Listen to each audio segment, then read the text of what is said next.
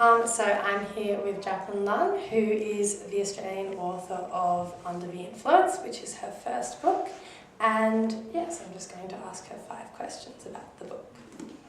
So Jackie, which of your characters do you most identify with and why? Probably Meg, who is the, when I say the strongest, I don't think I'm particularly strong, but she's the character that I like the most, probably.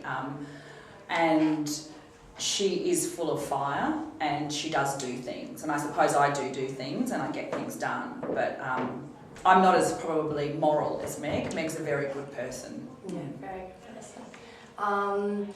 So this leads me on to my next question. Would you be lying if you said your works were not partly autobiographical?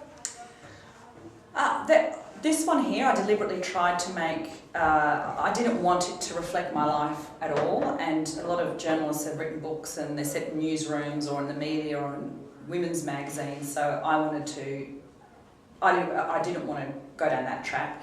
So it is autobiographical in the sense that I'm a girl, a woman I should say, and I went to an all-girls school that had boarders, so I know all about that, and I have 3 daughters, and I have spent the last 11 years watching young girls play with each other, and plus, like I said, I've seen a lot of girls interact and women interact. Yeah. Sure. Do you have a favourite author or authors, Australian or otherwise? Tim Winton, obviously. I just love Tim Winton, and every book he's ever written I just think is wonderful, and they're all so different. And Thea Astley, I know she's deceased now, but I remember interviewing her once, probably when I was about your age, and she had these really thick fingers, and she was just a really amazing woman. Plus what she wrote, I found she wrote beautifully, but just how she spoke to me, and she was older, she was like 70 something, she was just like, and I just really enjoyed talking to her, and I enjoyed her spirit a lot. Yeah. Okay.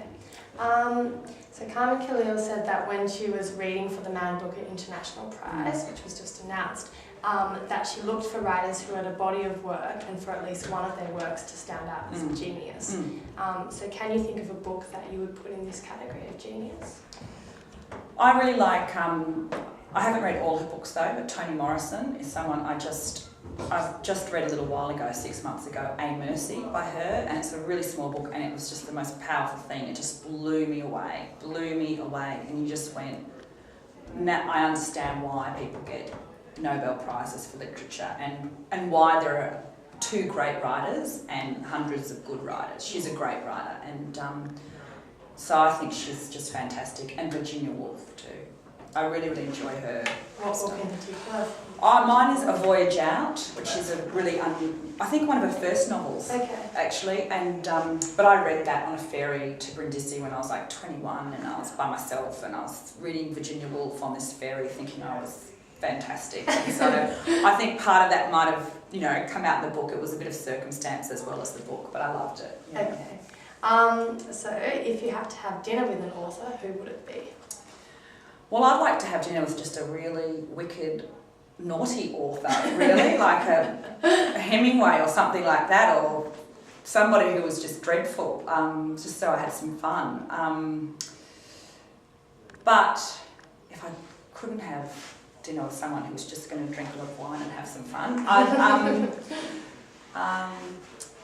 probably Khaled Hosseini, who wrote The Kite Runner and 1,000 Splendid Suns. Was that the second one? Yeah, because particularly the second book, I'm probably someone, I enjoy the second book more than the first. And funnily enough, that the main thing in that was this female friendship that developed over time, and that book made me cry. I cried through the whole book, and for someone, I don't usually cry in books, and he was just fantastic, so I'd like to have dinner with him. I think he'd be interesting as well, being a doctor and his background and all of that. I think he'd be great company.